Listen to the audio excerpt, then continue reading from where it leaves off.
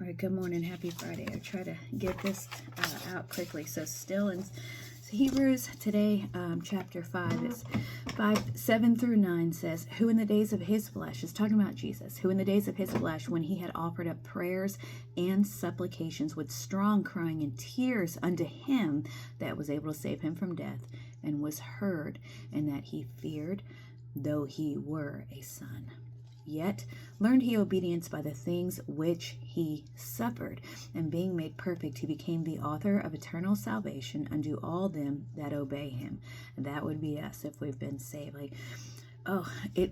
This verse, yet he learned obedience by the things which he suffered. So often, that's when we learn the most, through our suffering. That's when we become the most like Christ, through our suffering.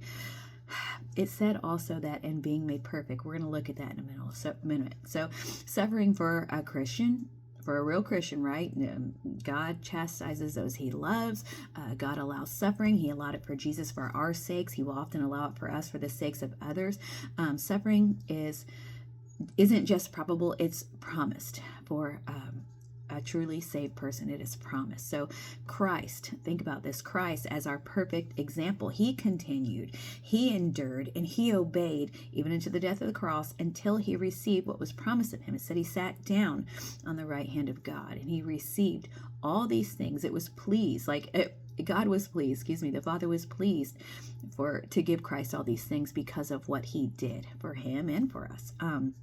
So he endured all that so that he could receive his promises. Well, the scripture says, and being made perfect. Well, Christ is God. He's a son of God. So he is God. So he's perfect in that aspect, but he became man. He became the Son of Man so that he could be made perfect in the flesh. And when you think about that, it says, yet without sin, Christ was made perfect in the flesh. And because of what he did, he demonstrated to us that we can fully trust him as God, and we can fully trust him as someone who, our great high priest, as someone who can relate to us. We can trust him with our suffering, and we can trust him to understand our suffering because he suffered. He suffered for our sakes. He can understand our suffering. So the same way that he continued and that he endured and that he obeyed, so can we. And we can also be made more perfect. Now, we get our perfection, when we're with Christ. But right now, we can be made more perfect, more complete, more whole, more mature. And that's what he wants for us. In fact, if you keep reading, he talks about, how they had to go back to the first doctrines. And he's saying, you need to get past that. He's saying, you're going back to milk. Strong meat is for those who are of age, those who have, partaken of some things. And it even talks about, them being able to discern between good and evil, but we're not going to talk about that today. So, all right, so as Christ endured, so can we. Now listen to this. He received the promise, so can we receive the promise. So here's what he said in chapter 6, 13 through 20. It says, for when God made promise to Abraham, because he could swear by no greater, he sware by himself, saying, surely blessing I will bless thee, and multiplying I will multiply thee. And so after he had patiently endured, he obtained the promises to Abraham. He had patiently endured. We know the story. I hope you do. He endured some things. He suffered some things. He caused some problems. It was a long period from start to finish when we hear about Abraham. But he says, for men barely swear by the greater, and an oath for confirmation is to them an end of all strife. Okay. But unfortunately, men lie. They do not keep their oaths. They break their vows. Unfortunately, we are not like Christ or God, our God. But this is what it says about God.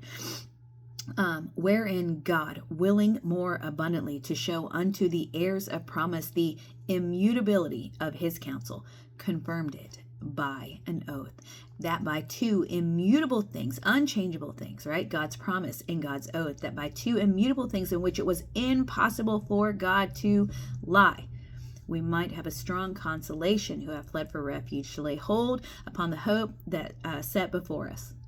Which hope we have as an anchor of the soul, both sure and steadfast, and which entereth into that within the veil. So this was what Christ did. That veil was ripped, on when he died, right? The veil was ripped.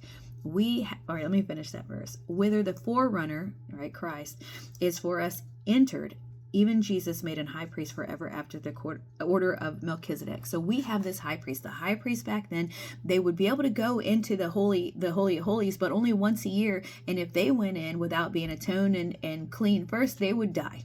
All right, they had to pull him out by a rope tied to their foot. Christ went in and he stayed in. He's literally sitting at the right hand of God. He's in the presence of the Father all the time. So he understands our suffering. He suffered for us. We can trust him. He was made perfect as he was perfect because he was God. He was made perfect in the flesh because he did it without sin. And he's there in the presence of the Father, always making intercession for us. That's huge.